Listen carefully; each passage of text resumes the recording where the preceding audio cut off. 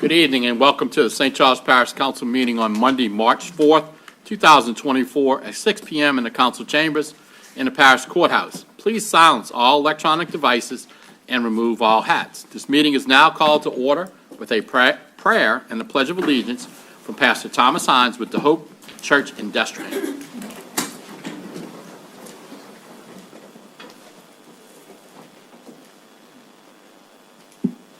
Good evening. Thank you for the opportunity. I appreciate what you do. I don't know all of you, but just want you to know I've prayed for all of you by name, and I appreciate what you do for our community and your service, and I want to pray a blessing on this meeting and upon you and what we're here to do. Father, we love you and we thank you.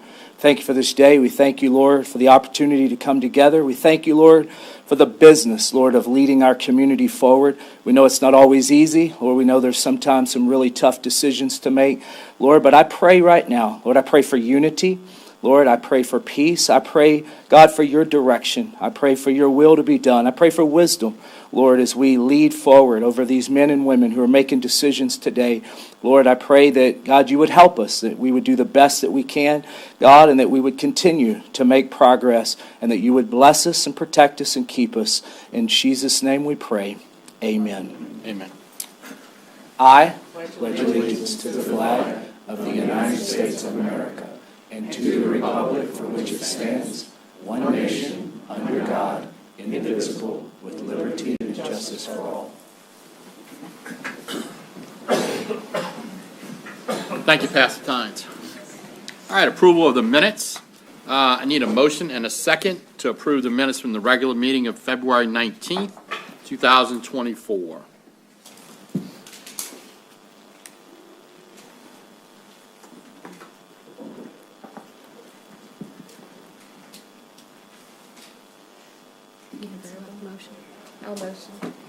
I have a motion by Ms. Fonseca, a second by Mr. Commodell. Approve the minutes of February 19th. Please cast your votes.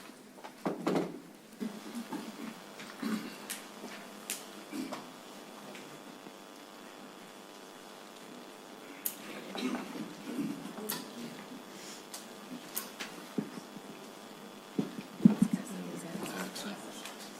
right, you work on that.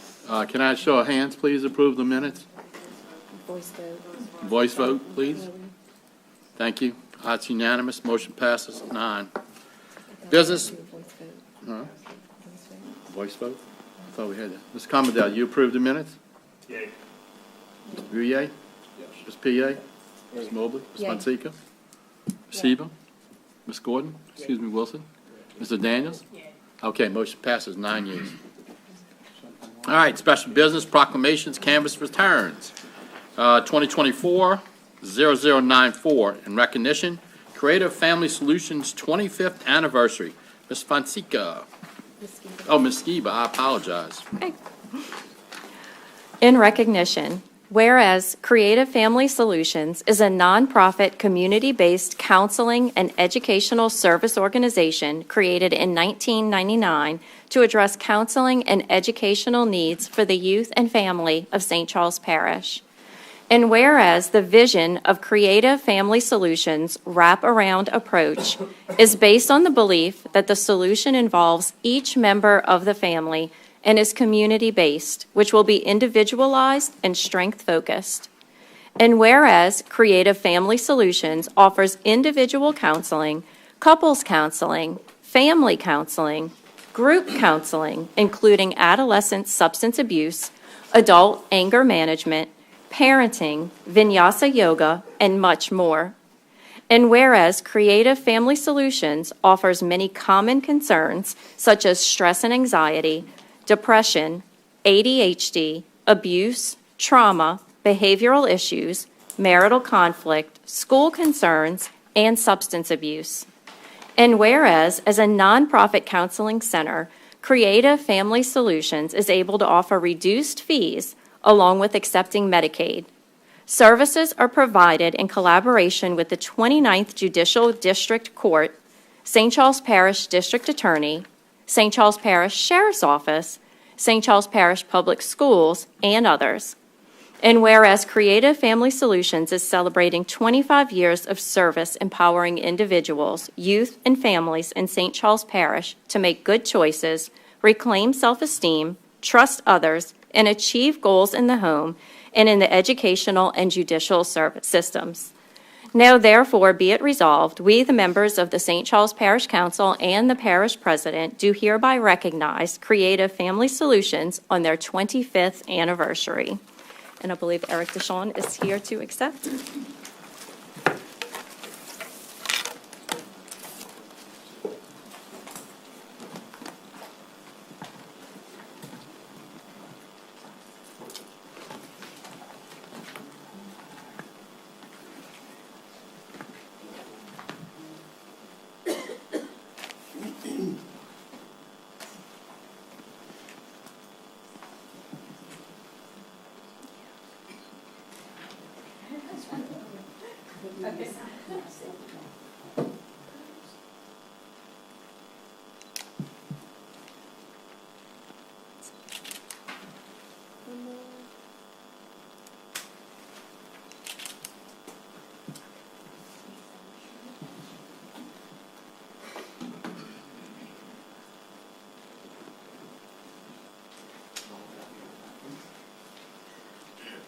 On behalf of the Board of Directors of Creative Family Solutions, I'd like to thank the Parish President and the Parish Council for this proclamation. We have been in existence, as been mentioned, since 1999 as an organization, and we hope to continue providing the high-quality professional counseling services in the community. Our motto is Building Hope Together, and I'm thinking of that motto now as at this moment, and appreciate each of you very much. Thank you.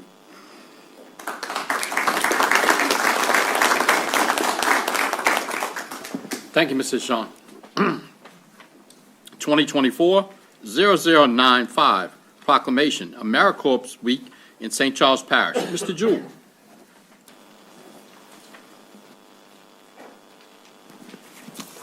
Chairman, I'm going to find it real quick here. All right. Proclamation. Whereas for years, National Service Recognition Day was a standalone day to honor AmeriCorps members and volunteers. In 2022, this important community joined AmeriCorps Week to celebrate. And whereas AmeriCorps is a federal agency tasked with elevating services and volunteerism in America, it engages more than 250,000 AmeriCorps members and AmeriCorps senior volunteers in national service at several locations each year. And whereas AmeriCorps engages thousands of Americans each year in sustained, result-driven services through AmeriCorps and AmeriCorps senior programs, and whereas members and volunteers continue to help communities ensure students stay on track to graduate, combat hunger and homelessness, respond to natural disasters, fight the opioid epidemic, help seniors live independently, support veteran and military families, and much more. And whereas every March, the country recognizes and gives thanks to those members and volunteers who raise their hands to help when the need arises. They are often the first on the ground and the last to leave, making sure their projects are better than they found them. Now, therefore, be it resolved that we, the members of the St. Charles Parish Council and the Parish President, do hereby proclaim March 10th through the 16th, 2024, as AmeriCorps Week in St. Charles Parish, and we encourage residents to recognize the positive impacts of national service in our parish, to thank those who serve, and find ways to give back to their communities. Today, to accept this proclamation, we have Ms. Jeannie Araby, Ms. Marguerite Marshall, and as well as Larry and Mary St. Germain.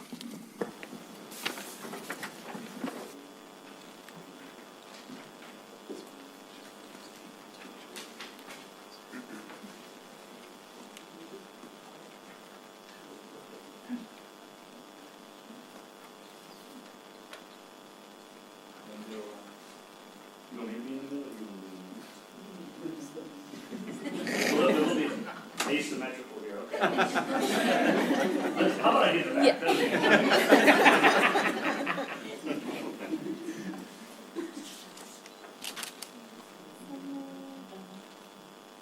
Don't mind scoot just a little bit. Thank you. Thanks.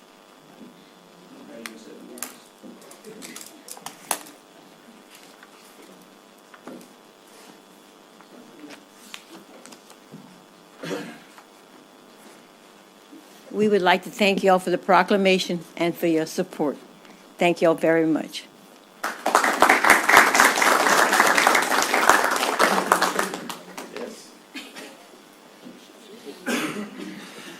Thank you, Mr. Jewell. Next up on the agenda, 2024-0096, a proclamation, National Kidney Month and World Kidney Day in St. Charles Parish.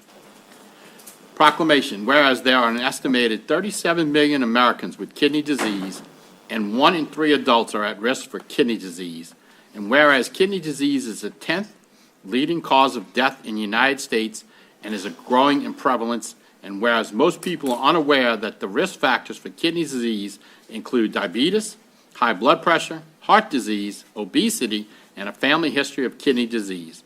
And whereas Louisiana ranks #1 per capita in incidences of chronic kidney disease because of the high prevalence of high blood pressure and diabetes in our population. And whereas African Americans, Hispanics, and Latinos are at an increased risk for developing kidney disease. And whereas people hospitalized with COVID-19 are at a significant risk of developing an acute kidney injury, and whereas it is critical that attention be brought to this often overlooked health crisis, and whereas March is National Kidney Month and March 14th, 2024 is World Kidney Day, and whereas the National Kidney Foundation of Louisiana is calling on everyone to heart your kidneys and take the Minute for Your Kidneys quiz to raise the awareness of kidney disease. Now therefore be it resolved, we the members of the St. Charles Parish Council and the Parish President do hereby proclaim the month of March 2024 as National Kidney Month and proclaim Thursday, March 14th, 2024 as World Kidney Day in St. Charles Parish. Ms. Singer couldn't be here with us tonight, but we'll go ahead and get this proclamation to her.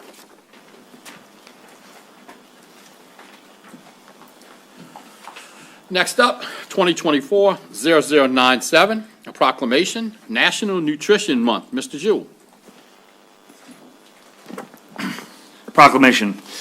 Whereas food is the substance by which life is sustained, and whereas the type, quality, and amount of food that individuals consume each day plays a vital role in their overall health and physical fitness, and whereas there is a need for continuing nutrition education and a wide-scale effort to enhance healthy eating practices.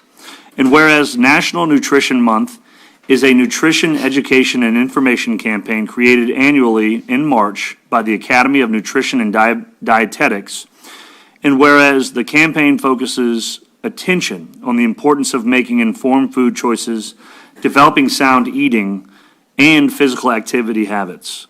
And whereas this year's theme for National Nutrition Month inspires us to, quote, beyond the table, to look, quote, beyond the table when thinking about our health and the environment. And whereas choices we make daily, including what we are going to eat and drink, can make a big difference both now and in the future. Now, therefore, be it resolved that we, the members of the St. Charles Parish Council and the Parish President, do hereby proclaim the month of March 2024 as National Nutrition Month in St. Charles Parish and encourage all citizens to focus on seeking the help of registered dietitian, nutritionist, getting involved in growing your own food, and focusing on a healthy eating routine. Mr. Chairman, there is no one here to accept tonight, and this will be mailed to the appropriate party. Thank you, Mr. Jewell.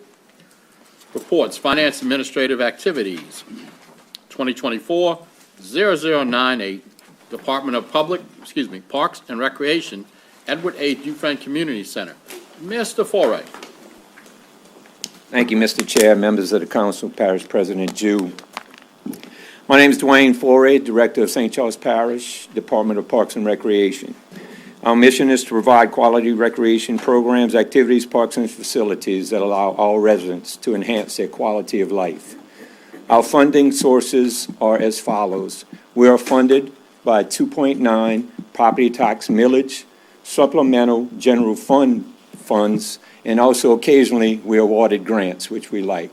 We also have a construction fund, which developers have to donate 5% of the site to our department, or we accept a fee in lieu of land, which we've been doing for the last 5 years because We have a lot of land, as you'll find out.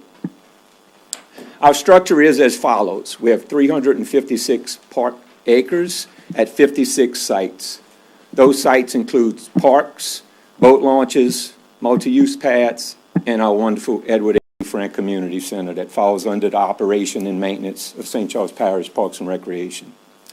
Some of our programs we offer for different facets of our society, our youth sports, adult programs, senior programs, leisure activities, and special athletes. Some of our most popular youth sports are basketball, tennis, flag football. We were able to bring back tackle football after being on a hiatus from COVID and Hurricane Ida. We spent over $50,000 for equipment this year. We had 11 teams. We also got to participate at both Destrehan and Hornville, which was a huge plus for our participants at those wonderful facilities. Tennis continues to grow, and so does basketball with the help of the Pelicans, who 8 or 9 years ago, we entered a partnership where we reduced our registration fees to $45, saving our participants over $200,000 over the last 8 or 9 years. We had 931 participants. Senior programming, beanbag baseball is real popular. Our partnership with RSVP and the casino trips continues to be popular, and also our Mardi Gras dance, Older Americans Month dance we have in Fall Fest. Adult programming, cornhole is real big, adult softball, and our cabbage ball league. Special athletes, swimming, track and field, and bowling continues to be 3 of our top performing for our special athletes. Leisure activities, Fish Dat has really been a big plus to us, along with beanbag baseball in our parks, in our program structure. Accomplishments, one of our best accomplishments over the last 15 years, finally cutting the ribbon on Veterans Memorial Park. That's been big. IMTT upgrades, along with Monsanto, Balladamente, Booty, DeZalman's Park renovation, and Lagitude fence installation. Ongoing projects, our West Bank Bridge Park, that consists of 2 turf fields, interior fencing, new dugouts, new shade areas, and also our exterior fence that looks absolutely wonderful. West Bank Spray Park that we've been working on quite a while. That provides a spray park on our West Bank to duplicate what we already have on the East Bank. That comes with 85 additional parking spots at our community center, 2 outdoor pavilions, and an outdoor restroom that's all connected by sidewalks. So those that want to visit our Veterans Memorial after hours or on the weekend will have somewhere to use the restroom. Real excited about this project. And our Rathborne Park restroom storage facility, which is home to our Mimosa Booster Club.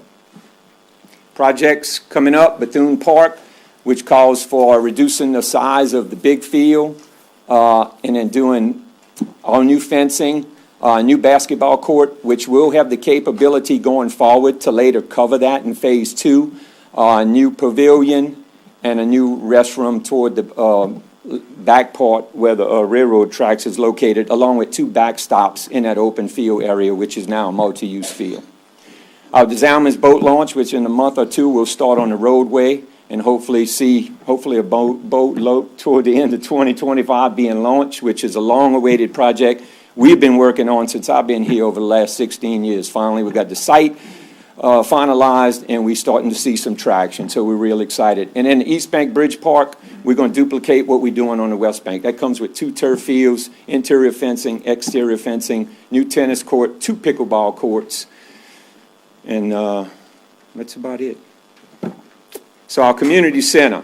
This year we serviced over 51,000 people. We had 356 events with a gross total income of $94,000.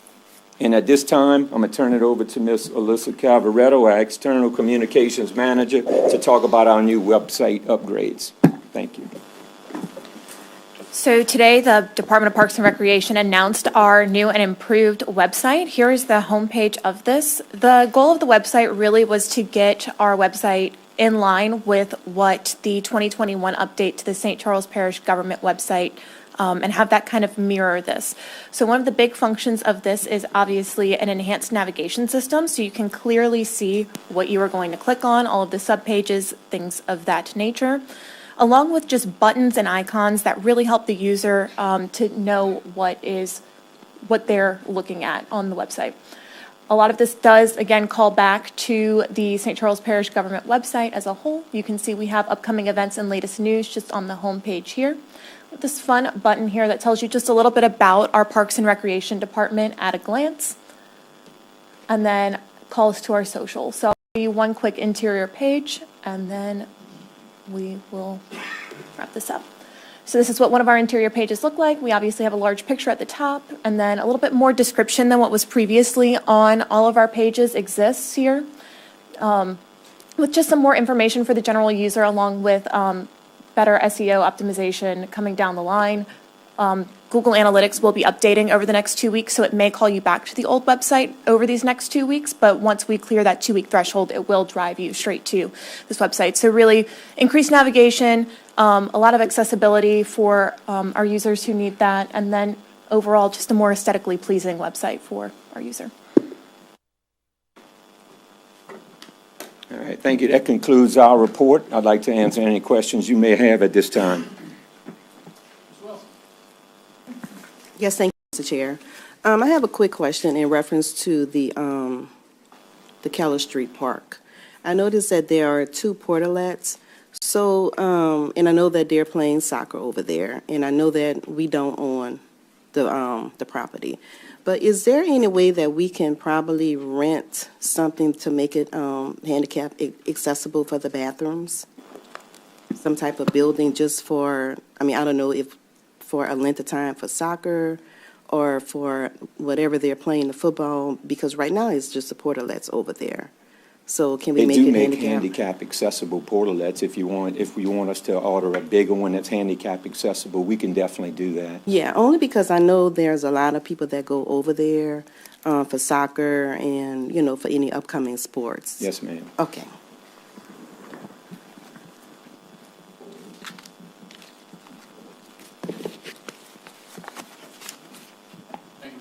Thank you.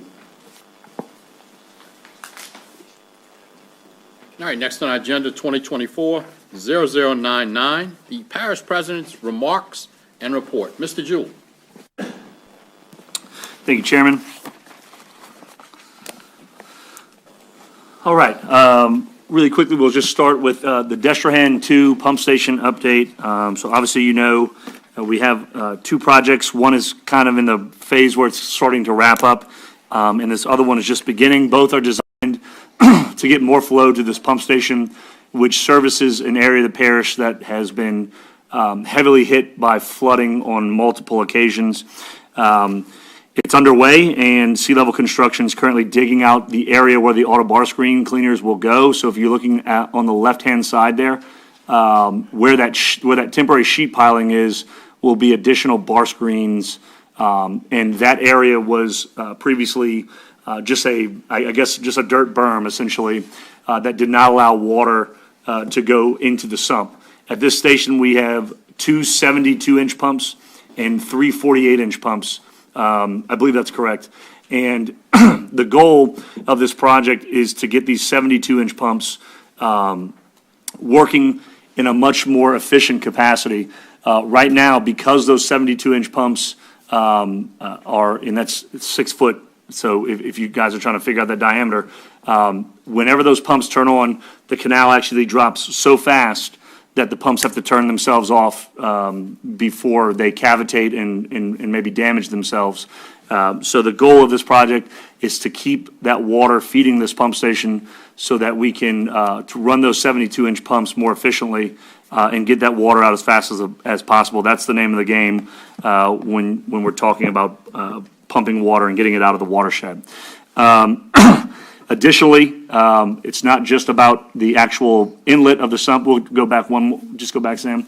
It's about widening or deepening and widening the sump around that station. So that pool of water that sits around the pump station, it's about digging that out and getting a little bit more capacity in there.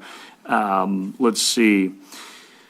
And again, this project is going to be complemented by the Dunleith, we're going to call it the de-bottleneck now, Walter, the de-bottleneck project, where we have widened the canal to allow more water to flow to it. That's what you're seeing here. On the left-hand side was the temporary coffer dam that Walter knows also all too well. The good news is that if you look on the right-hand side, that cofferdam has been removed from the canal, so there is no more obstruction in the canal. They do still have to do some reshaping of the canal, complete some of the sheet piling where they'll be widening the canal, and putting the steel cap on top. Once that's done, all of the temporary sheet pile will be removed, and they will dress up around the area. And then there is one spot that Councilman Pile talked to me about on the other side, and Miles is working on a solution for that side. Going over on the West Bank, the Willowdale turn lane is going out to bid on Tuesday. Bidding opens again tomorrow for the construction for the long-awaited right turn lane from northbound Willowdale Boulevard to eastbound US Highway 90. Very similar to what we looked at doing on, or what we did at the end of Lakewood.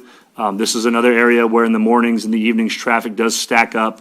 A lot of people want to turn right and have the right-of-way to do so, but they cannot because of the width of the road. So this is a rather small project, but we did put it out to bid, and we're excited to put this street in alignment with our goals to increase connectivity and reduce increase connectivity and increase our traffic flow throughout the parish. Going over to Paul Maillard Road, that's how you say it. So we took this picture today, obviously not the prettiest day to take a picture, but the sidewalks are done on the northbound side of the project. They've laid down some sod to dress up. There is still one or two spots where we are working on a conflict with a pipeline and AT&T and Entergy, I believe, and so that will still have to take place on that side. But again, they've moved over now to the southbound side. This doesn't change our traffic flow.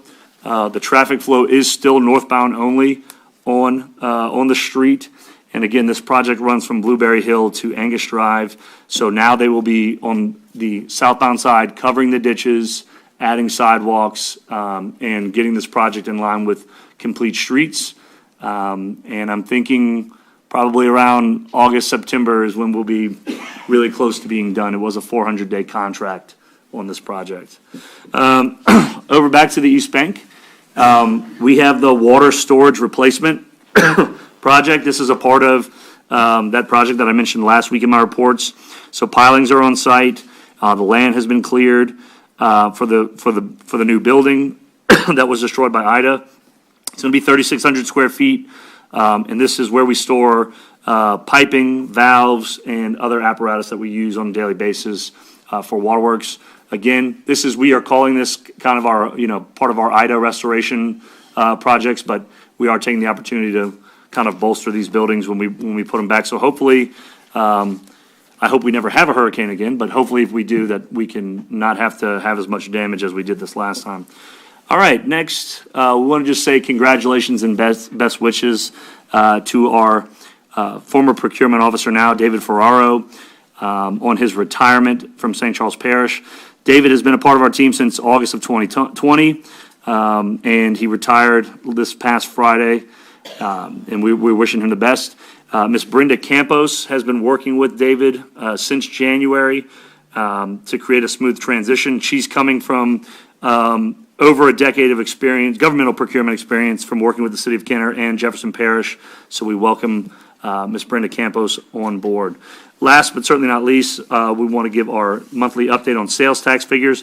January sales taxes were down about $287,000 overall, and that's about a 6.67% decrease year over year, and we will hope that trend reverses.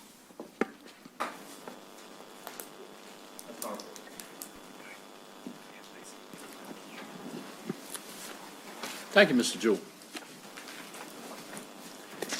All right, next up on the agenda. Ordinances, resolutions introduced for publication, public hearing, Monday, March 18, 2024, 6 p.m., Council Chambers, Courthouse, Hanville. 2024-0100, 2024-0101, 2024-0103, 2024-0104, 2024-0105.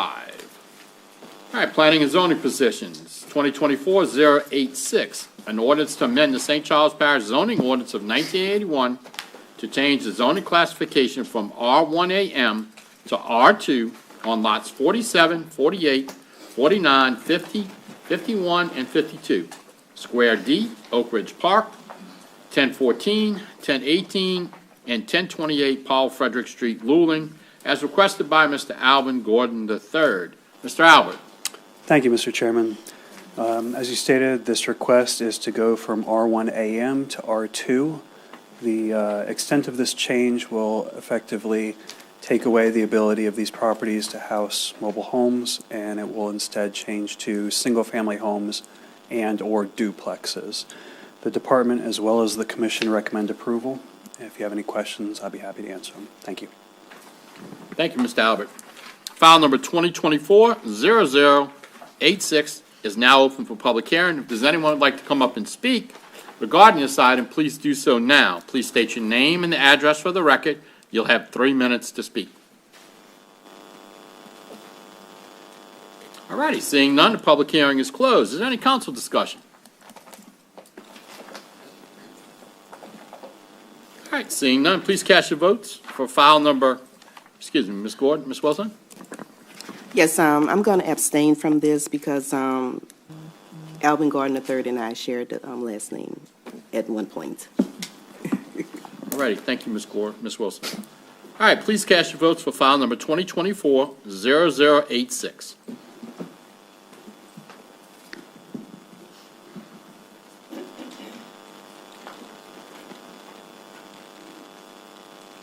And that motion passes unanimously with Ms. Gordon abstaining.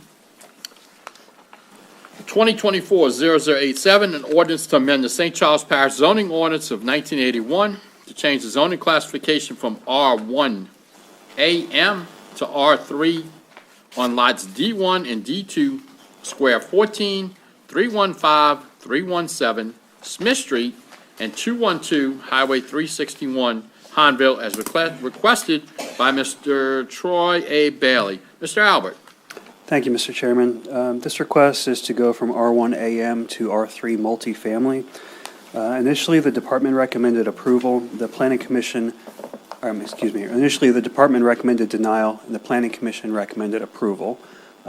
As I said during the Planning Commission meeting, though, in this instance, due to the damage from Hurricane Ida, the loss of multifamily in Hanville in general, and several items that are in the comprehensive plan that encourage multifamily where possible, we are bound by what's in the ordinance to recommend denial, but all the professional planners on the staff recognize that this is a favorable thing to do in the area. So even though on paper the denial recommendation is there, I'd also like to say that the staff recommends approval on this specifically. And if there's any questions, I'll be happy to answer them. Thank you, Mr. Albert.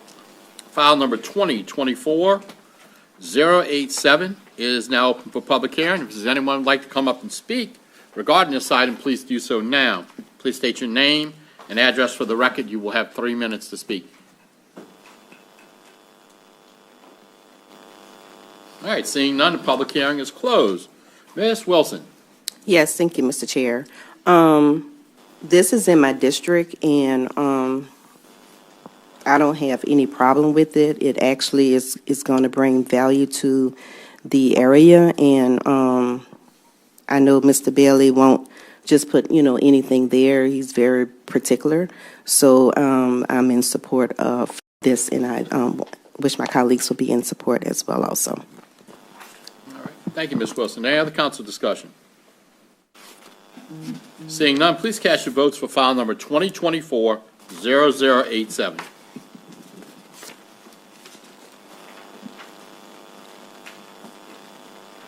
And that motion passes unanimously.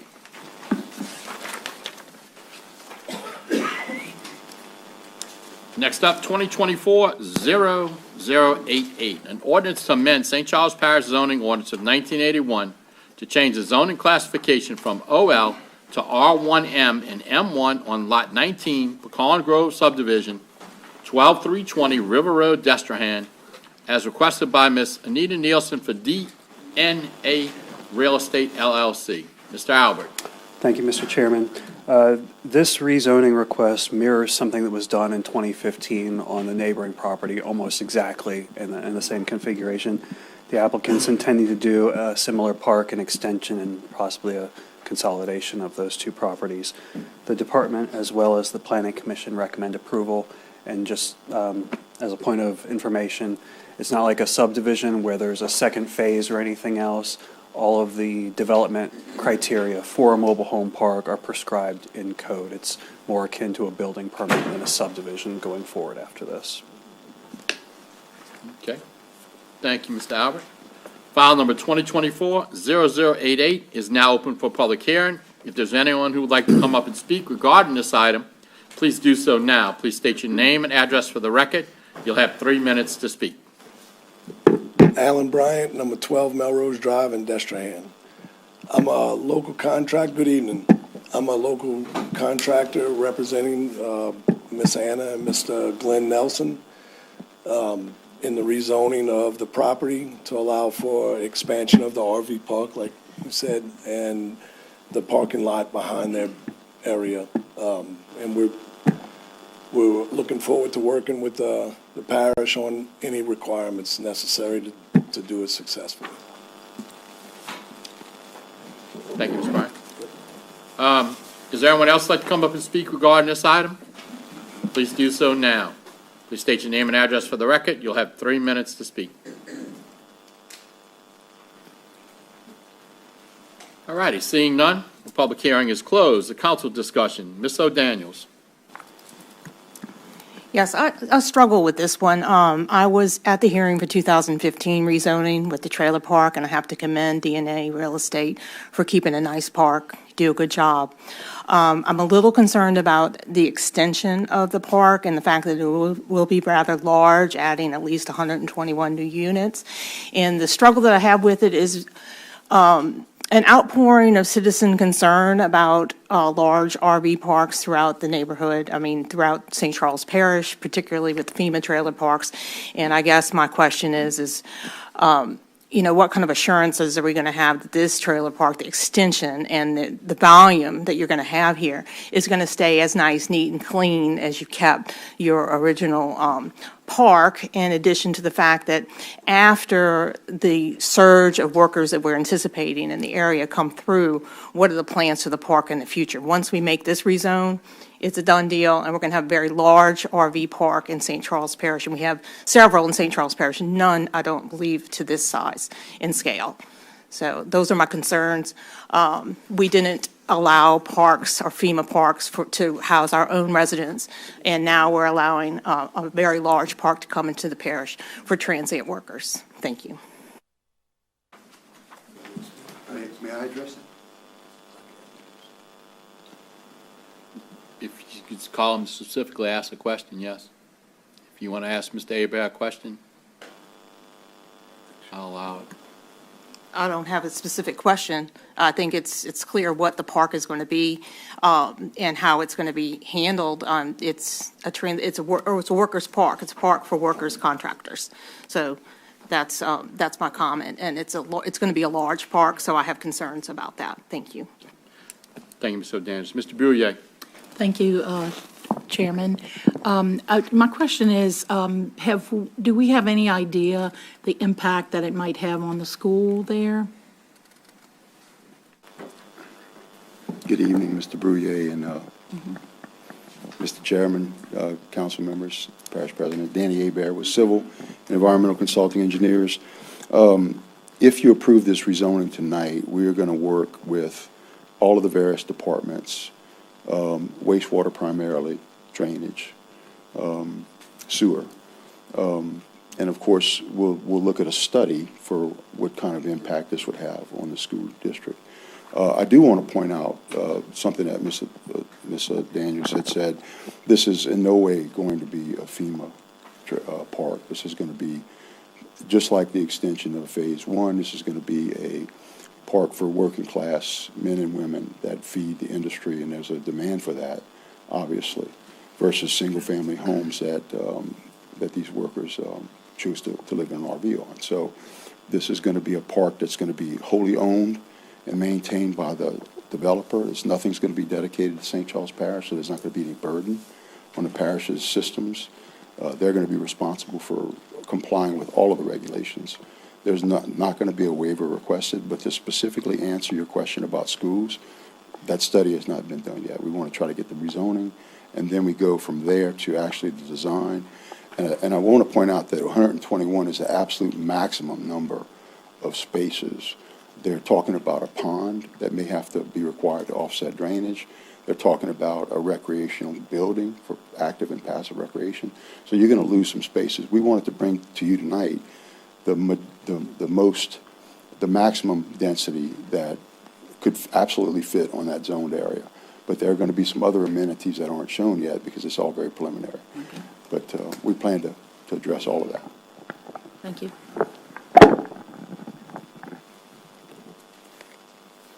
Mr. Commodore. Thank you, Mr. Chairman. I'd just like to recognize DNA RV Park as the nicest RV park in St. Charles Parish. We do have several RV parks on the west bank of St. Charles Parish. Majority of those do stay pretty full. As a contractor for these industries in this parish, we did groundbreaking today for development in the parish. None of the contractors are able to live in the parish. They're driving from LaPlace or further. We're looking at 800 to 3,000 employees a year coming to the parish. Every morning when they wake up, they don't fuel their vehicle in the parish. They don't buy their coffee in the parish. They don't buy their cigarettes in the parish. They don't go home and have dinner in the parish. So with St. Rose and the East Bank, you do see a lot of closed gas stations and closed restaurants. You don't see that on the West Bank as often because we have these traveling workers here that help sustain our economy. I think it's a very good thing for the East Bank and those folks. And once again, I think DNA's done a wonderful job with their current park. Thank you, Mr. Commodore. Ms. Mobley. Thank you, Mr. Chairman. Let me turn my mic on. Being a businessman, of course, y'all are businessmen too, but I like to weigh the risk and the benefits. I don't believe the risk that we're taking as a parish are worth the benefits that we plan to reap. I'm talking about the risk of our wastewater system, risk to drainage, and then down the road, what could this possibly become? I know Michelle mentioned it, and you said it's not going to happen, but I just don't think, the benefits are worth the risk that we have to take. So I'm probably not going to be able to support the change. Thank you, Mr. Mobley. Ms. Fonseca. Thank you, Mr. Chairman. This rezone is simply a rezone. We do have pretty stringent criteria that the last council put into place to deal with drainage, traffic, any of the other impacts that this proposed expansion might bring.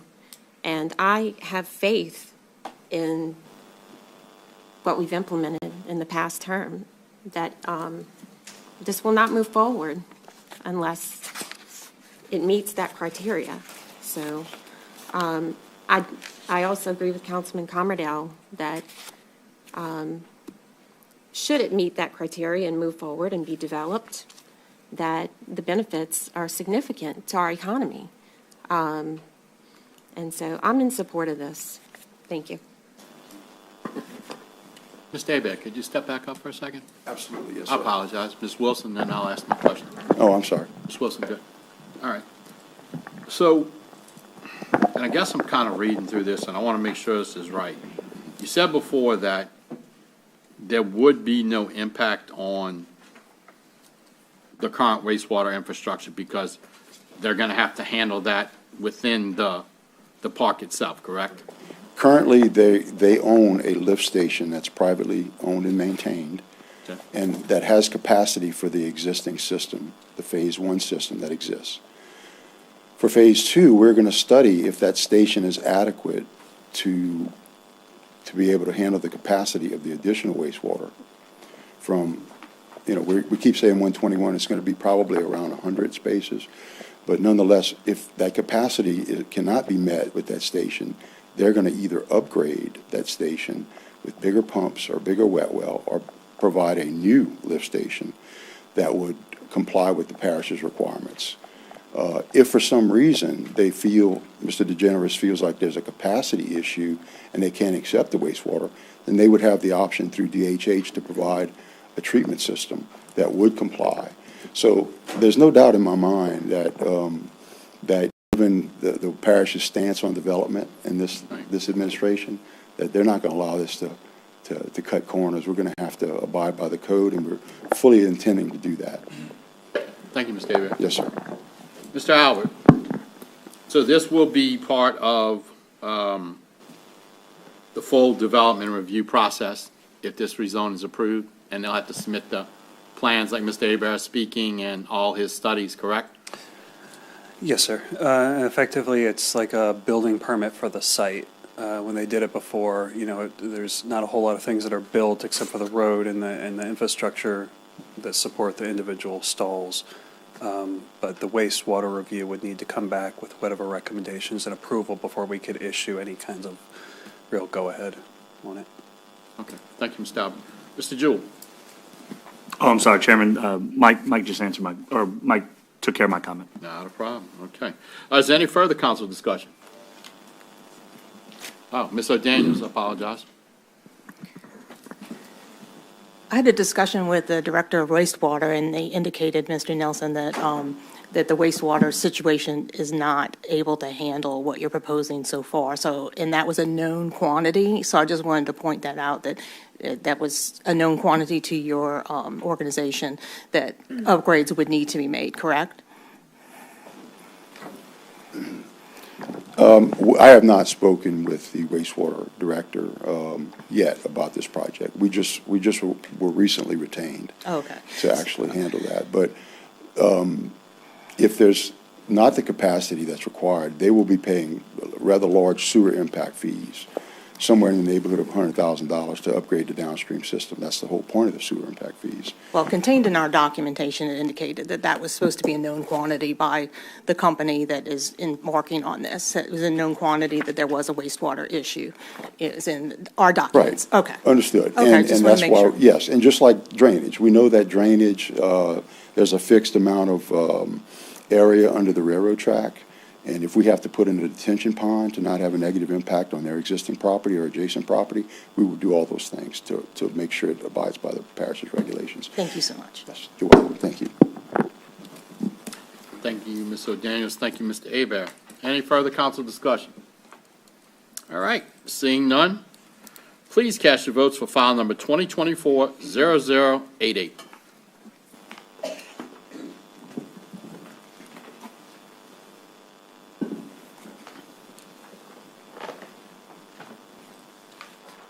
And that motion passes with Ms. O'Daniels and Mr. Mobley voting nay. Thank you all. All right, next up, 2024-0089, an ordinance to amend the St. Charles Parish zoning ordinance of 1981 to change the zoning classification from OL and R1AM to R1A on lots P1, 1B1, 1A, 1A1, and those properties designated as the Roussel Tract and Lot 3605A, approximately 42.5 acres between Dixieland and Country Cottage subdivisions, 17956 and 17962 River Road, Muntz, as requested by Denver Paralew, Terry and Dana Paralew, Robert Oob, Chris Champagne for OT Properties LLC, and 343 LLC. Mr. Albert. Thank you, Mr. Chairman. As stated, this is 5 tracts of land, approximately 42.5 acres. The request going from a split-zoned open land R1AM to consolidating the zoning as R1A across the entire set of tracts. The request is to go to single-family residential The main difference in what you're looking at from the majority of this being open land to R1A is a density change. Current density versus proposed, it's about 3 times more dense and potential, or development potential. The department recommended approval, finding it met the criteria, and the Planning Commission also recommends approval. Thank you. Thank you, Mr. Albert. So file number 2024-0089 is open for public hearing. If there's anyone who'd like to come up and speak regarding this item, please do so now. Please state your name and address for the record. You'll have 3 minutes to speak. Good evening, Mr. Chairman and Council. David Moyer, 13551 River Road, Luling, Louisiana. I'm here on behalf of the applicants. Like Mr. Albert said, this is a simple rezoning application. I'm here, like I said, for the applicants. It has been approved by the Planning and Zoning Board. It has been approved by the Commission. Like the matter that was immediately before us, any further development, we will completely comply with all the rules, regulations, code, ordinances for the parish for further development. Fully intend to do everything that we need to do, but this is, at this point, just a simple rezone. Okay. Thank you, Mr. Mooney. Does anyone else would like to come up and speak regarding this item? Please do so now. Please state your name and address for the record. You'll have 3 minutes to speak. Robert Gonsolin, 140 Thoroughbred, Muntz. I stand before you on behalf of myself and 181 signatures to submit the petition against the rezoning for the purpose of building a neighborhood. Here it is here. I've been a resident for Muntz for 40 years. I'm against this rezoning for the purpose of a subdivision. Muntz has always had natural drainage. Once Country Cottage and Evangeline Estates were built, there were 3 pumps placed at Prescott Canal and Airline Highway. The water has not been the same since. Their placement has slowed the flow of water. I understand there will be a pumping station near the railroad tracks, which is closest to the river. Until this pumping station has been built and tested, in other words, a significant rainfall needs to happen before we can talk of other subdivisions. Do you realize if another subdivision is in the works, the culvert under Thoroughbred will have to be torn up and resized a lot bigger than it is? If the water passes under Thoroughbred, it will surely be held up at Evangeline Road.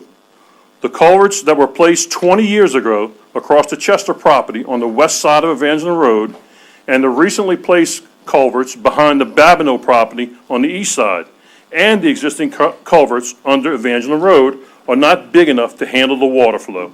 That will be another issue. Now we need to make sure when building the new pumping station, it will be capable of draining all of Muntz, including existing subdivisions and any future ones. Because we know as soon as this one goes, we know it's going to happen. But the drainage has to be fixed and made sure it works. I don't trust an engineer. I've been in business long enough. It has to work, and we know this subdivision, there'll probably be one behind my house, there'll be one further down, and CC Road's going to come. It's just a matter of time. This pumping station has to be big enough to drain all of Muntz. That's it. Thank you, Ms. Scott. Thank you. If anyone would like to else come speak, please come do so now. Please state your name and address for the record. You'll have 3 minutes to speak. Melanie Scheck-Snyder, 155 Thoroughbred Avenue, Muntz. I'm here tonight to oppose the rezoning of the property because it is for the purpose of developing a major subdivision, and I was told that that's anything over 5 houses. We own the property that is directly adjacent to the property owned by Denver Perilou, so this is my backyard. So I have concerns about what they're trying to develop that will have serious impacts to the surrounding property, drainage, and the probability of flooding.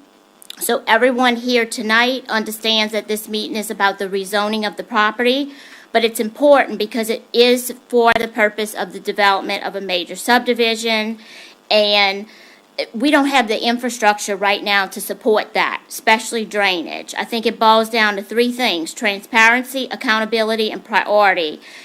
I find it unreasonable that you can go ahead and rezone 42 acres of land for the purpose of developing a subdivision, and you don't have to provide some type of information as to what you want to do.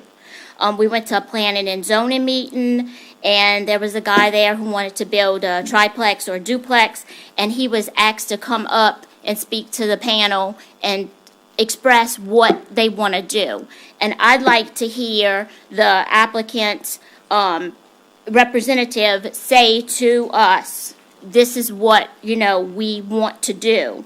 A few suggestions for that. How many houses? How big the lots are going to be? What's the approximate value going to be? And we understand that this is for rezoning tonight, but it's for the purpose of doing something. Where do we go when we flood? Like, the council is 100% responsible for what happens here and what happens to the existing landowner. So where do we go when we flood, which we will flood if this is allowed to be rezoned and developed prior to the pumping station being done, all the phases of it. So where do we go? And that's where we come into priority, and that's making the residents who are already there, the people who pay taxes, who've invested in the community, making them the priority before we allow a developer to come in, make some money off of us, and we lose. We lose. So I'm going to ask y'all to not go forward with the rezoning until they get the pumps in place, like Bobby said, and we make sure that they work. Because it's not if we're going to flood, it's when we're going to flood. And with the high cost of insurance and, the equity to our homes, we need to be the priority before a development is put here. We know it's going to happen, but let's fix the problems first. Thank you. Thank you, Ms. Schexnayder. Appreciate it. Someone else would like to come up and speak regarding this item? Please do so now. State your name and address for the record, and you will have 3 minutes to speak. Good evening. My name is Amner Irizarry, and I reside in 105 Arlene Court in Muntz. I want to thank you for the opportunity to share my concerns about the rezoning and redevelopment of the land next to my subdivision, Country Cottage Estates. I would like to take this opportunity to express my opinion and concerns on the rezoning of the development. As I understand, the size of the land to be developed is approximately 42.5 acres. So I Googled the amount of water that it would be accumulated on 42.5 acres as a possibility of 1 inch of rain. Well, to my surprise, it's 1.4 million gallons of water, 1 inch of rain. So in order to develop this land, they're going to have to raise the land because the land is holding water now. So where do you think that 1.4 million gallons of water is going to go? It's going to go to the neighbors because they're going to make sure that their development doesn't flood. If it floods, they can't sell it. They can't sell houses. They can't sell the development. They're going to lose money. So I'm sure that since the Department of Water Works and wastewater departments recommended the rezoning of the land, they already have the knowledge and studies in place so that the neighborhoods around the development will not flood or end up with sewer water backing up into their houses. I also read some of the previous statements from one of the residents at the zoning meeting that there is a pump station in the works, which is hopefully capable of at least handle what we need in the addition of the new development. The flood zone and minimum building elevation used on the zoning meeting is from 2013. Okay, that's 11 years old. That's what they use to say it's okay to go ahead and develop this land. So we need to use the FEMA land survey and see what is the actual zoning for that area. Like the other people have said, I come from Chalmette. My house flooded all the way to the top of the roof. Okay, so I'm trying not to lose it here. So as an ex-Katrina Chalmette resident, flooding is a great concern for me. And it is an experience that I do not wish on anyone, okay? So I lost my house, I lost everything because of flooding. I do not need to go through it again. I went through the whole loss of the hurricane. 90% of my house was lost. I lost all my shingles, I lost all my roofing, all damaged. I have been blessed all my life. I was able to do all the repairs, and thank you to the St. Charles Parish zoning and commission that they had given me the opportunity to be my own contractor and I was able to repair my house. So I'm very grateful that you guys have this system where a homeowner can actually do his own repairs as long as he meets the requirements and the codes. So in that part, thank you guys. You do have a great group of people to provide the permits, and the code enforcement, kudos to them. They have done a great job. So my concern is flooding. Depends on your time's up. I'm sorry. So, thank you. Thank you. Is there anyone else who'd like to speak regarding this item? Please do so now. Please state your name and address for the record. You'll have 3 minutes to speak. Yes, my name is Marcia Culver. I live at 163 Thoroughbred in Muntz. And again, I'm against the rezoning. To build on what the gentleman before me just said, if you want proof of what building a new house in that section will do, all you have to do is look at the poor folks that live on the left side of Thoroughbred as you turn down the street that are fighting against the flooding caused by 17918 River Road. When Mr. Fincher built his house, he's flooded these folks. They've had to do all kind of things. They have to pump their backyards to the street because of the buildup. So if you wonder why folks are opposed to this possible subdivision, this is why. We have an established subdivision. It's been a great place to live. And we all abut to the Denver Paraloo property. We have nothing, there's no ditch, no nothing. So when they build up, like he said, where's the water going to go? Because as you add more concrete, you're destroying the absorption. The land's not there to absorb the water. So the runoff's going to go somewhere. Again, please keep us in mind when you vote for this and vote against it. Thank you. Thank you, Ms. Culver. Does anyone else like to come up and speak regarding this item? Please state your name and address for the record. You'll have 3 minutes. Jared Burford, 133 Thoroughbred Avenue. My main concern is the flooding, because I live on the Cooley Canal. I'd like to ask a question. Have any of y'all ever seen the Cooley Canal? Have y'all visited Muntz? Have you seen it? So the biggest thing I've seen since I've been there and looked at it is that the Cooley Canal doesn't actually flow towards the pumps. It actually flows towards Country Cottage. So right now I've got, I don't know, a foot or two of water in my ditch, but on the other side, there's nothing. It's actually sloping improperly. So my biggest thing about it is human error. So right now, there's also a drain pipe, a 36-inch pipe. Half of it is caked with mud. I've called 4 weeks ago to Public Works to try to get somebody out to clean it. 4 weeks. Nobody has called me. Nobody has come. Nobody showed up. They showed up. They pulled a branch out by the street, and they said, oh, my boss didn't tell me about that. So my problem is, and I think everybody's concerned, is that this looks great, the drainage plan, it's awesome, thank you for doing it. But what about human error?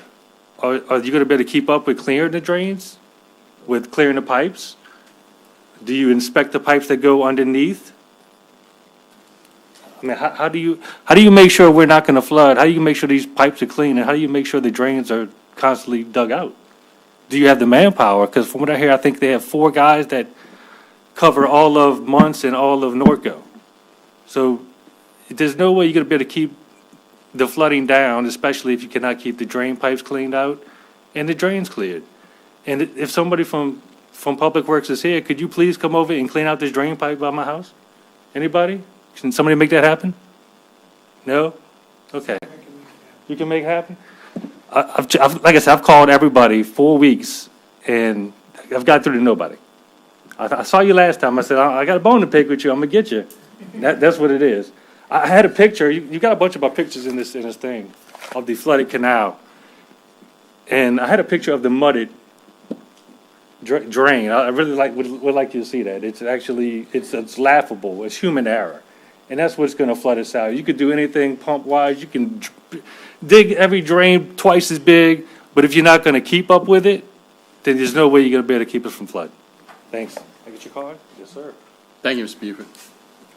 Does anyone else like to come up and speak? Please do so now. State your name and address for the record. You'll have 3 minutes. My name is Stephanie Kropog. I reside at 103 Arline Court in Country Cottage Estates. In 2007, OT Properties applied for a rezone change from OL to R-1A on approximately 42 acres, including a plat consisting of 69 lots. I'm only reciting a few excerpts from the report, St. Charles Parish Department of Planning and Zoning, case number PZR 2007-23. At the time, Department of Planning and Zoning did not approve the request due to the following, and I quote, impacts to drainage and traffic have been particularly challenging. Further development of the community should proceed cautiously and with careful planning, or land overcrowding or overburdening of the public facilities will likely result. Furthermore, the primary access to the proposed subdivision will be directly through an existing subdivision, with streets built to local street design standards, impacts, and to those streets and the resulting traffic must be considered.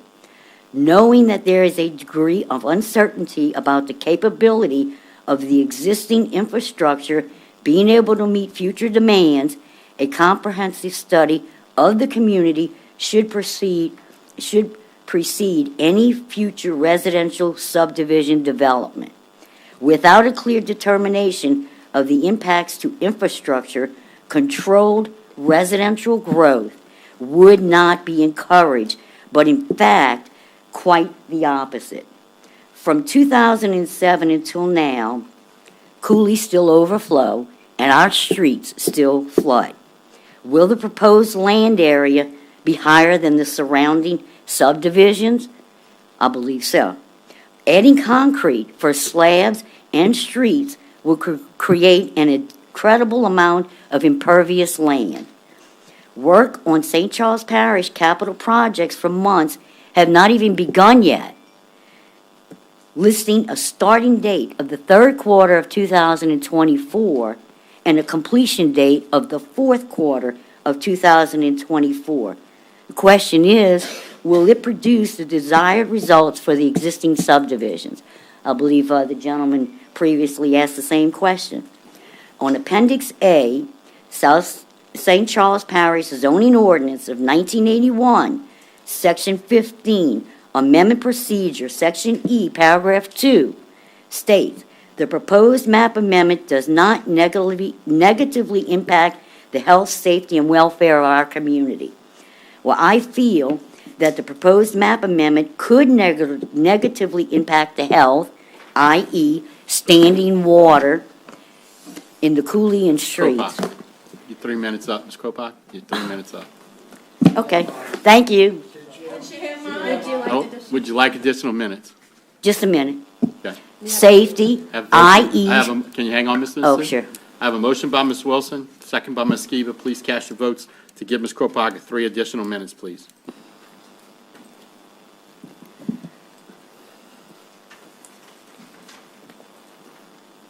Now, motion passes unanimously. You have 3 additional minutes, Ms. Kropak. Thank you.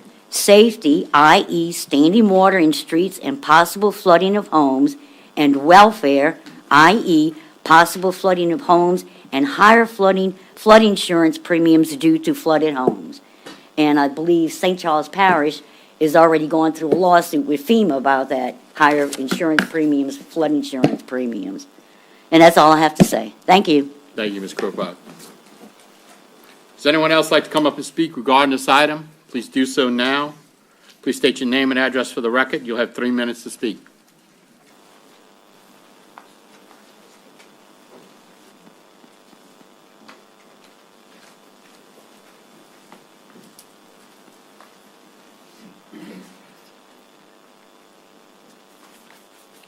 Yes, my name is Scott Lesh. I live at 121 Thoroughbred Avenue in Muntz. You've got some pretty good pictures in here to view what we have routinely on the normal rain. These were from January. I think I have additional pictures if anybody needs it. But the flooding continues. We keep on making improvements, and nothing changes. The flooding continues as it always has been. The biggest thing, I guess, is we had probably, someone said 100 people, I don't know how many people this room holds, last meeting, and everyone was opposed. No one was in favor of this, and yet the proposal passed.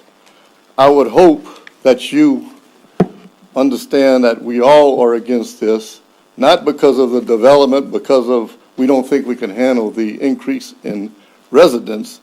So table this until the improvements in the drainage are completed and make sure that they work properly. That's all I have to say. Thank you, Mr. Lesh. Does anyone else like to come up and speak regarding the item? Please do so now. Please state your name and address for the record. You'll have 3 minutes to speak.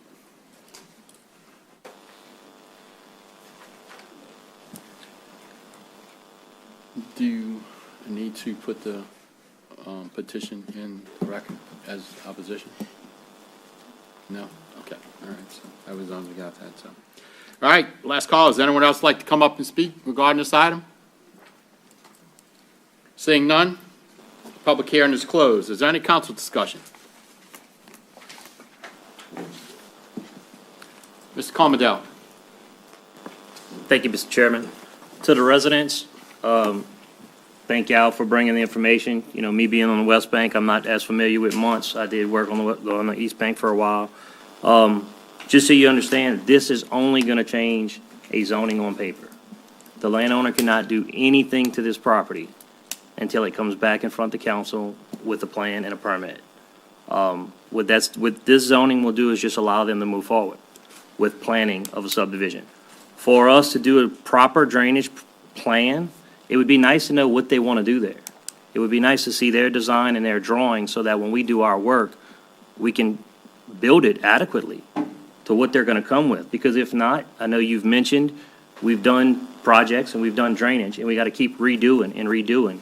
If we do a project now and then approve them next year, we're going to have to do modifications to that current project. Me personally, I'd like to give them that opportunity now to make that drawing and bring it to us. Like I said, this is just a zoning. They can't build anything. They can't build roads. They can't do anything to it. It's just going to change zoning on paper. Thank you. Thank you, Ms. Commodell. Ms. Skiba. Yes, I have a question for Mr. Moyer, the attorney.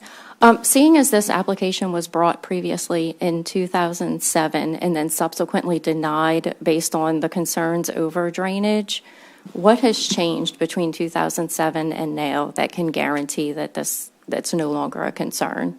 I have no idea what was done in 2007, to be completely, totally honest with you. I have no clue, haven't seen it, wasn't a part of that process at all. I can tell you that the parish ordinances and the parish requirements to develop subdivisions and the drainage and the wastewater requirements have changed significantly since that time, and it's actually much harder now to get approval. And so there are a lot more hoops to get a subdivision approved, to get wastewater approved than it was then. And so I can't specifically say it was done in 2007. I just know that with all the changes between now and then, it's much more difficult to get approved, and they plan on complying with all the rules and regulations. But this is a zoning change. I wasn't a part of what happened in 2007, so I can't specifically answer your question. Thank you for your honesty. Mr. Pillier. Thank you, Mr. Chairman. I'm a bit familiar with flooding. I've done it twice in my own home, and I've had it risked again a number of times, and my neighbors have had it actually go into their houses lately as Ida. I've looked at the master drainage plan. By the way, that was done in August of 2021. So that's how long now? You know, it will be 2.5 years or so. 2 pump stations were recommended at the time in the master drainage plan. One of them is near the CN Railroad on the north side. That's a 200 cubic foot station. There's another one in a sump over there between Kansas City Railroad and Airline Highway. That's a 340. So right now you've got Prescott Station, which is temporary, quote unquote. It's been there for many years, 170 cubic feet. Consequently, if you were to put all this in, it would sound like it would be a good thing, and it could take care of the drainage for the current residents as well as any new development. However, I will tell you that having seen what happens a lot of times in our parish, and this is not a criticism of our parish administration or anyone else, we find that certain fixes are identified, designed, put into motion, and it takes 4 to 5 years before the fix takes place. Now, if we approve this zoning right now, what it'll do is it'll allow the time clock to start. When the time clock starts, you're able to get in your preliminary plat, just like the gentleman was talking about, and then you do a drainage impact assessment. And so far, I've only seen one that I've reviewed, and I try to get all of them and look at them. And I'm not an expert in hydrology, but I'll even call in some people who are. And I'm not very impressed a lot of times with what I've seen done in these drainage impact analyses. So my concern would be, sort of like what you guys are saying, let's make sure that we have something that we feel will work. Being an engineer, yeah, I have a lot more trust perhaps in engineering studies. However, I have not a lot of trust in things that get done oftentimes. So that said, I think this subdivision, should it be approved for rezoning, will outpace what we can get done in construction on the infrastructure. That said, I personally have a problem with the rezoning. Thank you, Mr. Chair. Thank you, Mr. Peely. Ms. Fonseca. Thank you, Mr. Chairman, and thank you to all the residents who came tonight. I do sympathize with all of you. I know I got some phone calls and emails from many of you. Regarding the previous attempt at rezoning, Mr. Albert, can you share with us what you know of that? I know the situations were not identical to this one. Yes, that's correct. I mean, it was a previous director a couple administrations ago, prior to me being here, and the reporting was different and the code requirements were different. So drainage was identified as an issue. They didn't quantify it as much as it's done with the way applications are done now, so it was kind of stated as an issue. I think one of the major factors that challenged the previous iteration of this, approaching 20 years ago at this point, was the fact that it did not have a connection to River Road, and some of those properties on the river side of the development were not a part of this, whether for drainage, access, or anything else. And the previous iteration was accessing through both subdivisions on the other sides, and I think that may have been more of a problem, like that was immediately obvious than the drainage, but the drainage was identified back then. It was 2 plats of land versus what we have here. I couldn't say specifically. Okay. So since then, we have done a comprehensive land use plan since 2000, I guess it was 5 or 7. And recently, we've completed a master drainage plan, which did take into consideration future development. It did. And that was done purposefully so that any of the improvements that were recommended and prioritized and implemented would be done at the correct capacity. So in addition to that, during the last term, as I referred to with the previous rezone, our council did implement more stringent requirements for subdivision developments, drainage impact analysis, traffic impact analysis, and some other things. Should this rezoning pass tonight, I have faith that those requirements at the present time will not be met unless some significant accommodation for the existing water on the 42 acres is accounted for, because what we currently require is net zero drainage impact, meaning they have to account for all of the water sitting on that property currently and propose a way that they're going to deal with it so that they don't flood adjacent properties. I personally feel that the pump station is going to have to be built and even some interior drainage improvements before think it was 200, I can't remember the exact amount, before a subdivision of this magnitude is built. Drainage aside, you know, there could be some sewer things that will have to be done. Water, you know, it needs to go through that process to know that. But this is a rezone, and it has met all three criteria from the comprehensive land use plan. And having faith in the requirements that we put into, you know, the subdivision development code, I don't see a reason at this point, because I'm not going to base my decision on emotion, even though I do sympathize with all of you.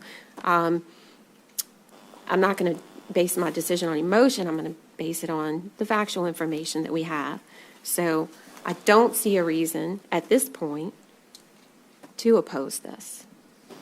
Thank you. Ms. Wilson. Yes, thank you, Mr. Chair. I want to thank the residents for coming out to give us input, and I also want to thank the residents that also gave us pictures of the water that sits in your yard when it does rain. So I'm quite sure you probably had water today with the rain that we had. I kind of had struggled at some point whether to say yes or no, but actually I'm not in favor at this point, because if we're having issues in, there are 2 pumps now in months, and the water is sitting there with 2 pumps. The water's just sitting there. So what's going to happen when we have more homes to come with 2 pumps, with nothing, with, I know in the future that there are scheduled for pumps to come, but when will the pumps come? And right now, the water is just sitting there. I have not flooded, and I hope I don't, and it's just, I'm just not for it at this point. Thank you, Ms. Wilson. Mr. Jewell. Thank you, Chairman. I'm not going to give a comment on supporting or being against the rezone, because rezoning is a function that is solely up to the parish council. My office hosts the planning and zoning department, who takes the applications. That's why you see my name on the as a sponsor tonight, because as the head of the planning and zoning department, or the boss of the planning and zoning director, I have to be attached to this. But if it does pass tonight, I want the residents to know that it's going to be my responsibility and the responsibility of all of my directors to make sure that the drainage is satisfied, that the water delivery and water quality are satisfied, that the sewer system is satisfied, that traffic and connectivity are satisfied. You know, the gentleman talked about, you know, the pump station and whether or not we're going to be able to meet the demand of the water, and I think that's a very fair point. And it was mentioned earlier that when we embarked on these drainage master plans, I didn't want to do like the federal government does most time and study something as is right now, and you come back in 6 months or a year later, and now that study's obsolete because someone did something over here or changed something there, and we got to study it all over again. We really wanted to have a study that maximized the full potential of Muntz. In other words, anything in the Muntz watershed that is not considered wetlands, because we're making the assumption that someone is not going to go and pay $50,000 or $60,000 an acre to mitigate wetlands to build properties. We haven't hit Manhattan prices yet, and if we ever do, maybe that would be an option. So we modeled everything that was fast lands, everything that was not considered wet, to be built out into subdivisions. If there was any commercial, we built that. We modeled it as fully developed. So what does that mean? That means that when you take a 40-acre piece of tract or a 35-acre, 42.5-acre piece of tract right now under open land, it absorbs a certain amount of water. We can make those assumptions based off of soil conditions and whatnot.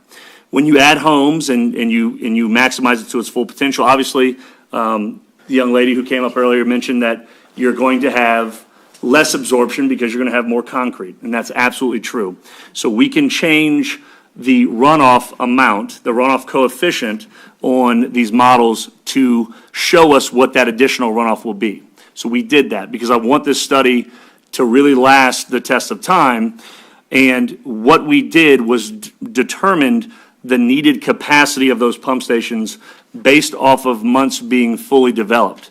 Now, as a part of the plan, again, Mr. Pile mentioned we're building 2 pump stations, one pretty much at CC Road and Airline, and one at CC Road, and I guess that's the KCS, right on the other side of Simbel.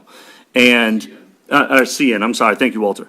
And so those 2 pump stations, coupled with the fact that we're going to be making some changes to divert the flow of water that we currently get from St. John Parish, and if you're familiar with the drainage, we get about 600 acres of water from St. John Parish. But we've decided that we don't want to pump that water anymore. Because if you live on the back of Thoroughbred, think of it as waiting in line. Your water has to wait in line to get pumped. And if St. John water is in front of you in line, that's not good for you. So we want to take that out of the equation and then get you like 600 CFS of pumping capacity, which, again, we're currently at 172 CFS. On the agenda for our next meeting, we do have an item related to taking those next steps towards getting the property needed for the sumps. You heard me talk about a sump earlier tonight. That's that area, about 1.5 acres of area where water will be able to collect near these pump stations to be pumped. So these projects are moving forward. Mr. Pile made a good point. When we build these projects, they take a long time. We got to go get engineering. We got to get geotechnical. We got to get surveying. We have to deal with property owners. In this case, because we're going to be pumping water into the spillway, we have to deal with the Corps of Engineers. We have to deal with DNR. We have to deal with DEQ. So it's a lot of hoops to jump through. It's a lot of red tape, but we have been progressively making our way to the point. The stations are engineered. They're about 95%. We got to do about 5% worth of work, which is basically the bid documents, putting that together to put them out to bid. But we have $25 million set aside to build these 2 pump stations and to give months the pumping capacity that they deserve, that they've been lacking for so many years. So we're going to keep pushing that forward. My levy director is telling me that we are on track to go to bid in August of 2024 for the first station and potentially December of 2024 of the second station. You have about an 18-month build time on this. So you're looking at both of them being online early 2026. And again, it's about as fast as we can do it. And I just wanted to make that comment to the council and to the public to let you know that we're going to continue pushing forward. And if this passes tonight and a subdivision is brought to me, we are going to take them to task and make sure that they meet every single criteria that we put before them. And as Councilwoman Fonska mentioned earlier, that criteria and that standard, which was previously there when the first time this was rezoned, is now a much higher bar to meet. Thanks. Thank you, President Jewell. Mr. Daniels. Thank you, Mr. Chairman, and thank you, President Jewell, for that rundown. I'm super excited for months. There are a lot of really great projects coming to make your residents feel much safer. They're not quite here yet. So for all of the reasons stated by the residents, and most importantly, the code that actually requires me to think about the negative impact on the health, safety, and welfare of our community, I cannot say yes to this tonight. I think it's coming, but I don't think that months is ready. Thank you. Mr. Bouye. So just for clarification, Mr. Albert, if the way it's currently zoned right now, if the developers wanted to build a trailer park over cement, they could do that right now? No, Is that correct? No, ma'am.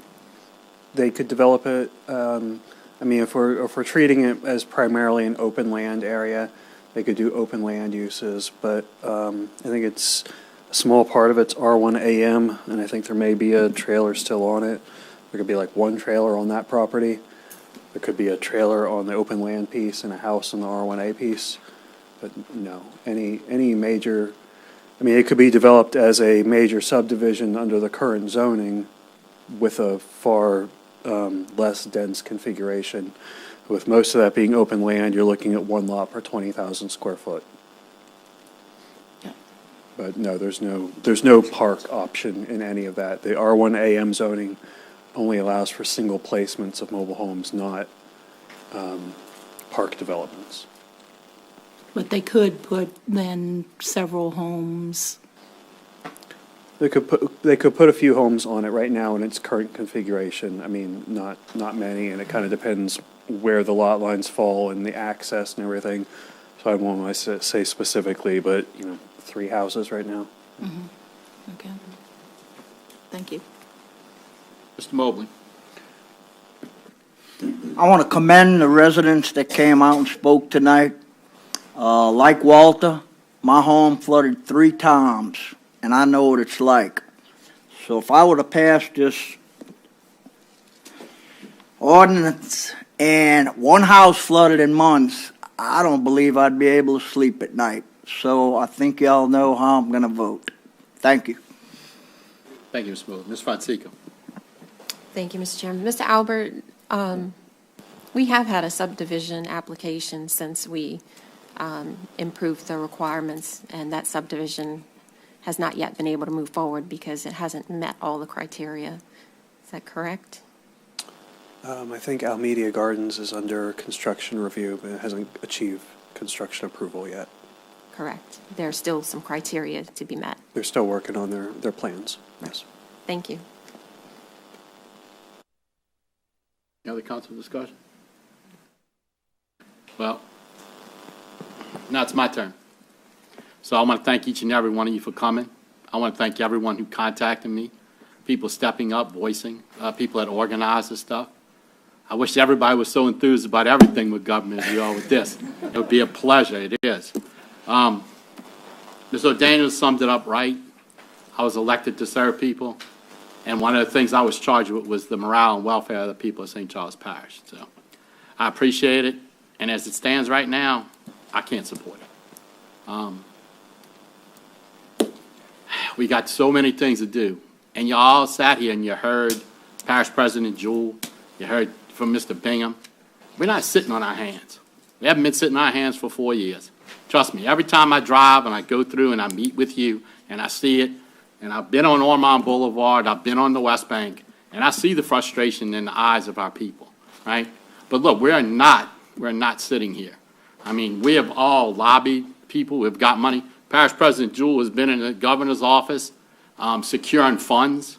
For those of you who came to the master drainage plan, $52 million.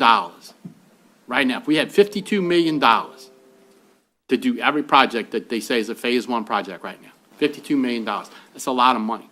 But we're going to keep doing, we're going to keep driving it. We're going to do the things. We're going to do the projects that can be done in the house. Mr. Bingham's guys are going to do it. Mr. Jarrett, we are going to take care of your culvert. We are going to get it done. We have the maintenance. You saw the things that we're doing. You saw the cleaning of the Kool-Aid. Clean better than it's ever been in my 25 years and months. You saw the improvements. Today, if you were at the Prescott pump station, you saw Mr. Bingham's crews cleaning out the sump and stuff. So the guys in Public Works are working. We hear you. We're going to be out there. I appreciate you coming. And any further council discussion? Saying none, please cast your votes for file number 2024-0089.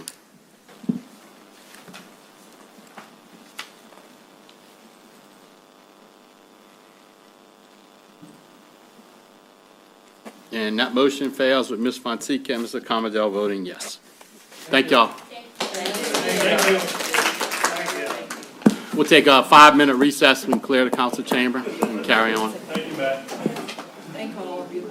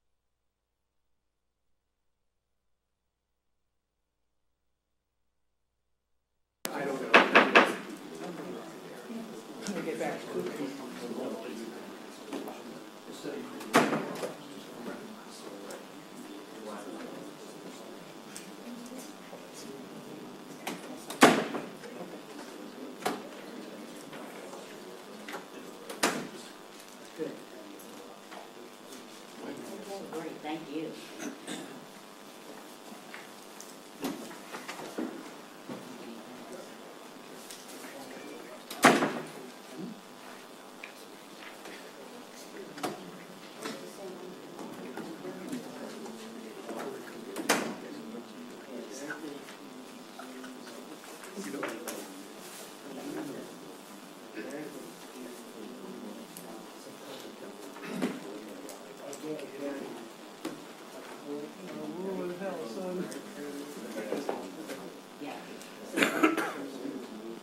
Thank you. We filmed a commercial, we'll have you come.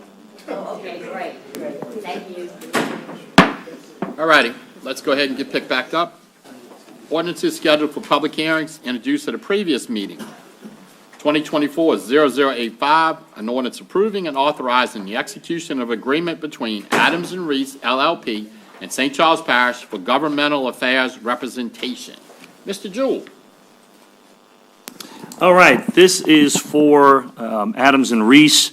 Adams and Reese is a consulting firm that we brought in during the last administration. They have been very helpful in us to help us create our strategy when going up to Washington, D.C. They helped me be able to spread the message about our flood insurance woes when I was able to testify in front of the Select Committee on the Climate Crisis in Washington, D.C. That committee no longer exists in this new Congress. But they help us not only at the federal level, but the state level, and they actually sub that portion of their work to a company called Connick & Associates. And they have been very helpful in us securing a lot of money from the state. So again, this is a consulting firm that will be able to help us with our federal and state strategy. I'd love to say that I can do all of that by myself, but it is a lot to keep up with, especially when you have the state and Congress both meeting at the same time and things are happening very rapidly. So having someone there with an ear to the ground and access to some of these members to be able to make sure that St. Charles Parish is always kept in the forefront of their minds while they're voting. Thank you, Mr. Jewell. File number 2024-0085 is now open for public hearing. If there's anyone who'd like to come up and speak regarding this item, please do so now. Please state your name and address for the record. You'll have 3 minutes to speak. Seeing none, public hearing is closed. Any council discussion? Ms. O'Daniels. Thank you, Mr. Chair. I was contacted by a resident concerning this contract, and I responded very favorably. It is unbelievable the amount of talent that is contained within this contract and the value that we get for it. The proof is in the pudding. The last administration, last time, has the amount of money received in grants. These things don't happen without a serious support team, and we need the assistance of consultants like Adams and Reese to make this happen. Thank you. Thank you, Ms. O'Daniels. Mr. Perrier. Thank you. Thank you, Mr. Chairman. I see that this is a retainer, and I'm good with this. Personally, I feel like when I've looked at fees that are charged by attorneys, I almost have a heart attack. They're very high. And, if you add up what we're seeing done, it's easy that we use up this retainer in my mind. I don't know all the services, but then I heard we may go out beyond this to some other subcontractors, and maybe I'd like to know a little bit more about that. How often does that actually happen? I've had people also contact me. Thank you. I'm sorry, Mr. Baker, could you just repeat the last question for me? I'm trying to see beyond this retainer by this contract. I heard mention that there are some type of subcontracts that happen. And I'm wondering how often, and I look at the agendas, I don't see this too often. Could you elaborate? No, so the contract is only with one firm. And our contract covers both the federal portion, federal consulting and state consulting. The only time that they have subcontracted is for the state portion of this. I believe they feel that they kind of specialize more in the federal stuff. They do have a presence in New Orleans, they have an office in New Orleans as well as DC and across the country. Adams and Reese is a rather large firm. But only that portion. We've never run into any other issues where they're subbing out anything else to anybody else. I work with a guy named Jeff Brooks and Chris Kane on the Adams and Reese side, and I work with a gentleman named Dutchie Connick, or James Connick, with Connick Associates on the state side. And again, I'll just mention the amount of money that we've received through the state and the amount of exposure we've been able to get working on the federal side has way outweighed the amount of money that we've paid in consulting fees. I agree with you, Mr. Jewell, and thank you for the clarification.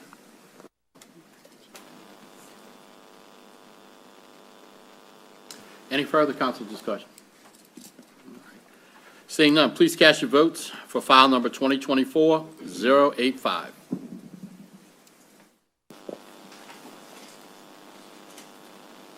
And that motion passes unanimously.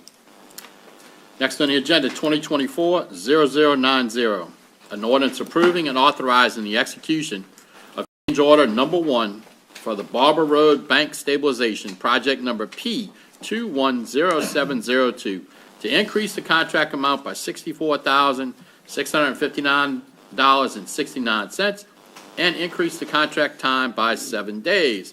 Mr. Bingham. Thank you, Council Chair. This is a ordinance for the amendment. It's during the construction of the project, the contractor has encountered numerous subsurface obstructions and additional utilities, which have required field adjustments and increases in quantities. The engineer and inspector have adequately documented these changes in 7 work change directives, which are in your package. We feel that the work change directives were necessary to continue the project, and I would like to mention that the project is about maybe 3 or 4 weeks away from being finished. They're finishing driving sheet piles, hopefully this week if we can avoid the rain, and then they've got dress up and some milling and overlaying of the existing road. So it's coming along very well, and we will see a final change order probably in another 2 months. Thank you, Mr. Bingham. File number 2024-0090 is now open for public hearing. Does anyone like to come up and speak regarding this item? Please do so now. Please state your name and address for the record. You'll have 3 minutes to speak. Seeing none, any council discussion? Mr. Bingham, I have one question. So as I look at this revised work order items, right? So I see one item has an 18-inch storm drain pipe. I see a 24-inch storm drain pipe. Then I see an 8-inch water line offset. And now I'm looking at exploratory excavation. In my world, we use ground penetrating radar to basically tell us we have these things here. Is this something that we would do on the front end, that we would hire GIS or one of our other engineering firms to tell us this? I mean, this seems like this was found, we didn't know about it, so that's just for my knowledge. Sure, sir. Normally on a project like this, we know where a lot of these things are. We have them already located. In this case, there were some water lines that were not mapped and in their system, and they did not have the information to tell us they were there. We also found a few drain lines where people had actually covered them up, and when you look for the outfall on the canal side, they'd been so damaged that they were basically covered up by the ground. I mean, one catch basin that we found had been covered by a piece of wood and was under someone's driveway. So it was a little hard. The things that were not exposed and that were known were really pretty much something that I would not expect someone to normally find. Okay. Just curious, that's what I was asking, like hidden pipes. So thank you, Mr. Bingham. All righty, so we close the public hearing and the council discussion. Is there any other council discussion? That is closed. Please cast your vote for file number 2024-0090.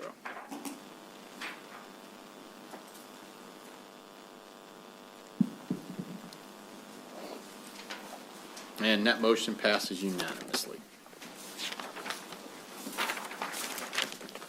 Next up on the agenda, 2024-0091. An ordinance approving and authorizing the execution of Amendment Number 1 to a professional service agreement with Stewart Consulting Group for the engineering services for the East Bank Lift Stations Rehabilitation, project number S211203, in the amount not to exceed $46,090.50. Mr. Gidaris. Yes, sir. This is a project that the previous council approved in November to move forward with. It came in significantly over budget, $1.5 billion. Based on negotiating the price, we did recommend that there would be an increase in the engineering fees since the project did come in over bid. So we negotiated it down. They wanted a lot more, but we negotiated it down to $46,000 additional. Thank you, Mr. Naris. File number 2024-0091 is now open for public hearing. If there's anyone who'd like to come up and speak regarding this item, please do so now. Please state your name and address for the record. You'll have 3 minutes to speak. Seeing none, public hearing is closed. Any council discussion? Seeing none, please cast your votes for file number 2024-0091.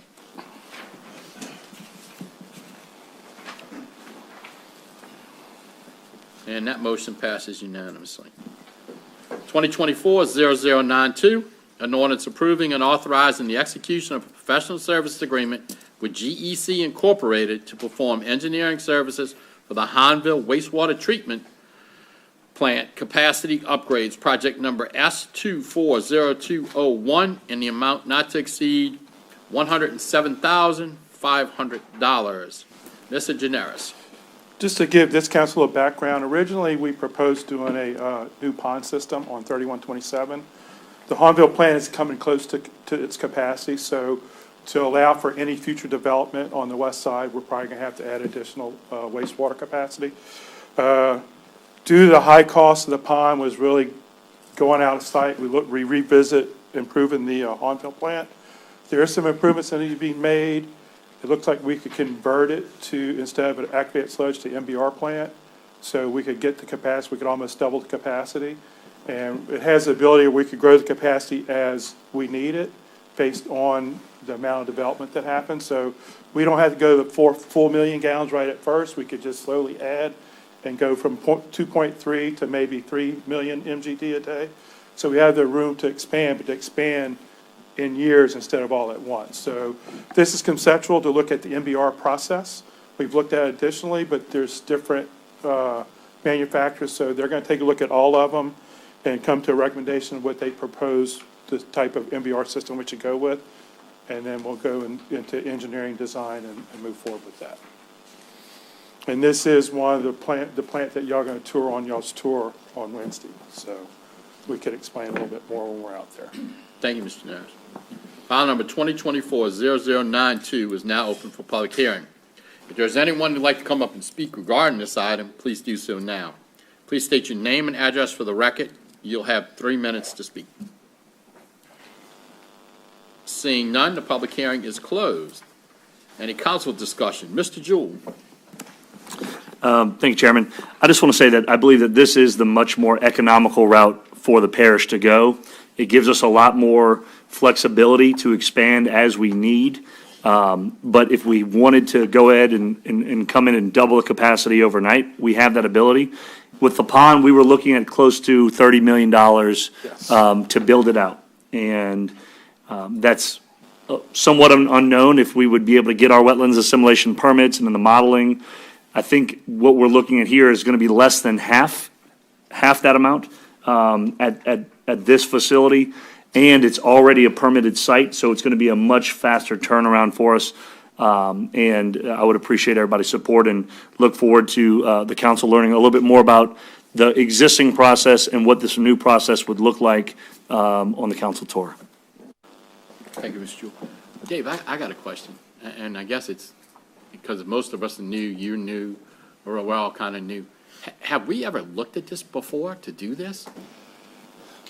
The MBR is kind of new technology. No one in the state's doing it right now. It's done all around the country. The one issue to expand that existing plant, we were thinking brick and mortar, had to put a whole new aeration basin and all that. Well, concrete basins cost a lot of money. We're looking to put these filters in the existing basins, actually reduce the number of basins we're using, and actually double our capacity. So it is a new technology for the most part, just not done in Louisiana yet, but I think that it's the right direction to move. We keep the same number of operators. We don't have to increase our staff at all. We're going to be in the same site, so nothing really changes except just the capacity. More efficiency, more capacity. And it's more efficient. I mean, we're going to do some upgrades in the plant itself because the plants are at 25 years old, so there are things that need to be upgraded, so we're going to do that at the same time. So I think it's a win-win for us. Thank you. Mr. Pillier. Thank you, Mr. Chairman. So it is a mature technology. Yes. Thank you. Okay, any further council discussion? Seeing none, please cast your votes for file number 2024-0092.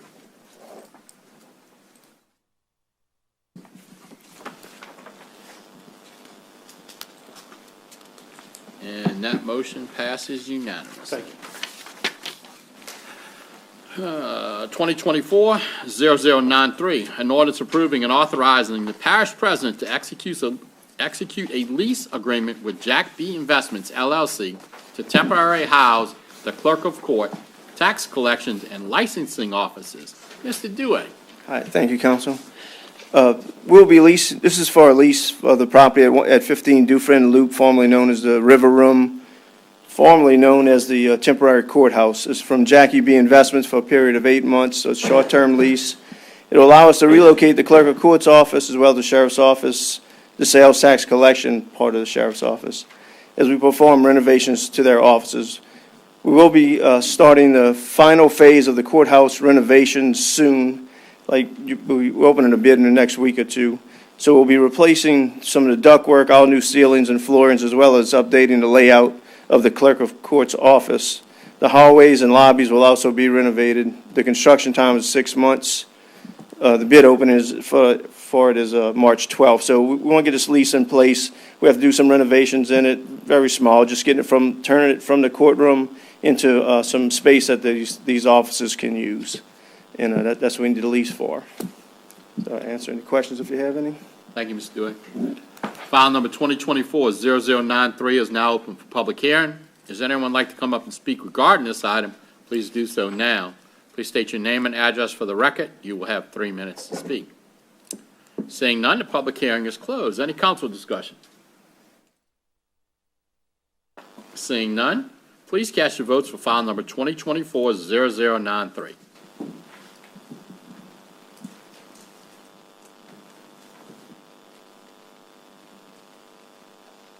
And that motion passes unanimously. Thank you.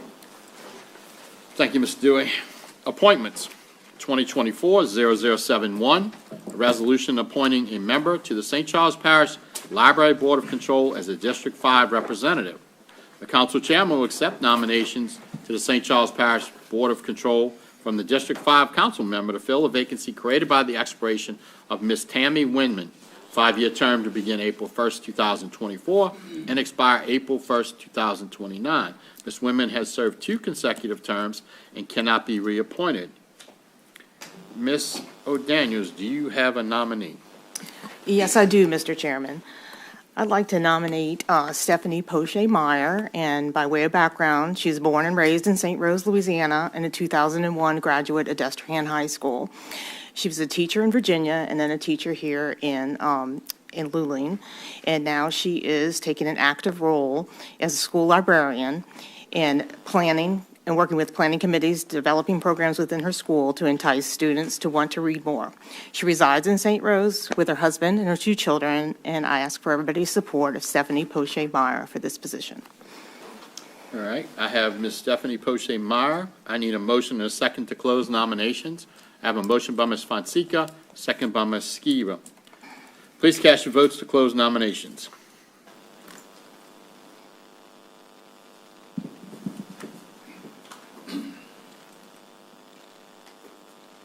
That motion passes. Nominations are closed.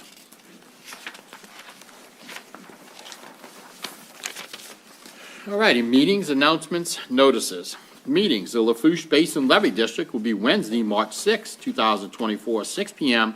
at the Lafourche Basin Levy District Office, 21380 Highway 20, Vacherie. Planning and Zoning Commission, Thursday, March 7, 2024, 6 p.m. in the council chambers. The Communication District 911 Board, Monday, March 11, 2024, 5 p.m. in the council chambers. The Community Action Advisory Board, Wednesday, March 13, 2024, 5 p.m. in the council chambers. Pontchartrain Levy District, Monday, March 18, 2024, 6 p.m., Pontchartrain Levy District Headquarters Complex, 2069 Railroad Avenue in Lutcher. St. Charles Parish Council, Monday, March 18, 2024, 6 p.m. in the council chambers. Important dates for the March 23, 2024 election. Early voting begins Saturday, March 9, 2024, and Monday, March 11th to Saturday, March 16, 2024, from 8:30 a.m. to 6 p.m. The West Bank will be at the courthouse, 15045 River Road, Hahnville. The East Bank will be at the Audiberry Building at 14564 River Road in New Sarpy. Tuesday, March 19, 2024, is the last day to request absentee by mail ballots. Friday, March 22nd, the last day for the register to receive the voted absentee ballot. Saturday, March 23rd, 2024, will be Election Day, 7 a.m. to 8 p.m.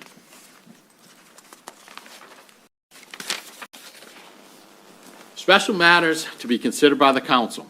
The St. Charles Parish Council is now sitting as the governing authority of the Sunset Drainage District.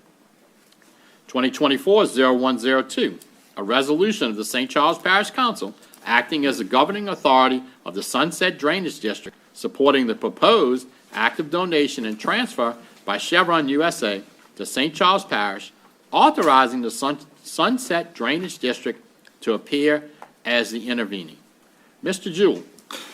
Thank you, Chairman. I bet you didn't realize when you were elected to the Parish Council that you were also elected to the Sunset Levy Drainage District. So you are sitting tonight as the Drainage District, Sunset Drainage District, to pass this ordinance, if you should so choose to vote for it, for us to be able to, I'm sorry, it's not an ordinance, it's a resolution, to accept a donation of land from Chevron that we are going to use to make improvements to the Sunset Pump Station. So if you saw in the front of your packet tonight, we also introduced an ordinance to adopt or accept said land at the next meeting. So this resolution would just be a resolution of support from the Sunset Drainage District so that the Parish Council can then accept the land at the next meeting. And just a quick background on the project. It's lot 5, 14, and 15 that will be donated, and we'll be able to go out to bid in the next, I'm sorry, we'll be able to go out to bid in construction immediately after that. About 6 to 8 months after, there will be another lot, not lot 492, that will be donated, and that will be the last lot as a part of the project. That's not being donated tonight because of a conservation easement that Chevron is still working through, but in the next 6 to 8 months, we should be able to get that. If we are still under construction during the time of that, when we receive that, the contractor will just move on and continue to do that. If not, we'll work on that as a separate portion. But this will allow us to widen the canal and build some auto bar screen cleaners at the station. Sunset, I believe, is the only pump station that does not have automated bar screen cleaners. Is that correct? The only major station, at least, that does not have them. So this will be a big improvement, not only to the station, but being able to flow water and get water to the station a lot better. Appreciate your support. Thank you, Mr. Jewell. File number 2024-0102 is now open for public comment. If anyone would like to come up and speak regarding this item, please do so now. Please state your name and address for the record. You'll have 3 minutes to speak. Seeing none, public comment is closed. Any council discussion? Seeing none, please cast your votes for file number 2024-0102.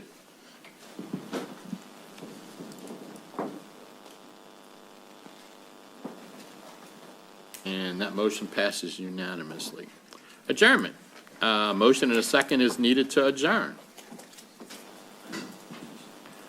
I got a motion by Mr. Bouye, second by Ms. Skiva. Please cast your votes.